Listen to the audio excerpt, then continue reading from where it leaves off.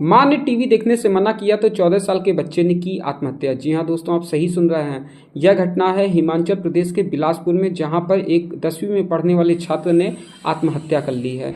बस इतना सा ही था कि वह बच्चा टीवी देख रहा था, तो मां ने उसको डांटा और कहा कि तुम 10वीं क्लास में पढ़ते हो और जाकर पढ़ाई करो। इस बात से बच्चा चिढ़ गया और बच्चा पास की बिल्डिंग में जाकर उसने फांसी लगा ली और सुसाइड अटेम्प्ट कर लिया।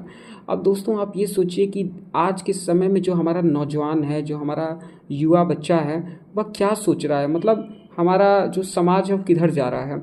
अगर हमारे बच्चों में धैर्य की इतनी ज़्यादा कमी होगी तो निश्चित तौर पे कहीं ना कहीं यह समाज के लिए समाज के पतन के रूप में इसे देखा जाएगा।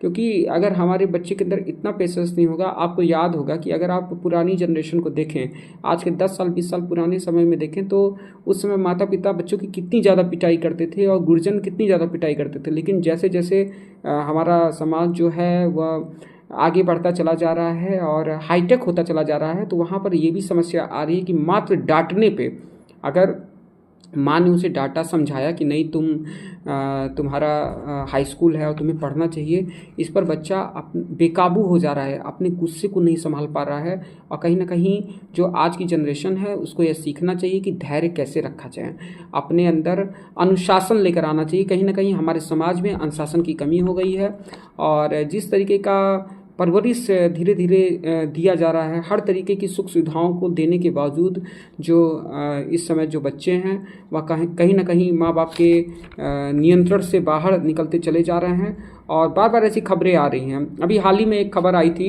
ये लगभग पिछले साल की बात है, कि मुंबई में एक बच्चे ने अपने पिता से आईफोन की डिमांड की थी कि मुझे आईफोन मिलना चाहिए। इस पर उसके पिता ने कहा कि नहीं, तुम कुछ 20,000 25,000 तक की मोबाइल तुम ले लो, हम तुम्हें आईफोन नहीं दिला पाएंगे।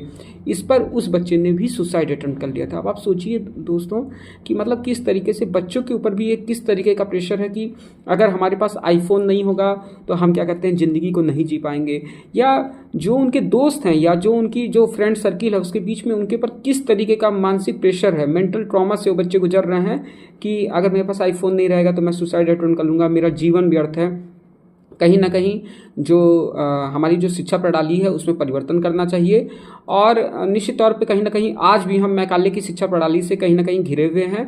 तो उस पर भारत सरकार को, शिक्षा मंत्रालय को इस पर देखना चाहिए कि ये एक दो घटनाएं नहीं है दोस्तों, लगातार हर साल कम से कम 10 से 20 घटनाएं इस तरीके की आती हैं, जो कि बहुत चिंता का सबब है।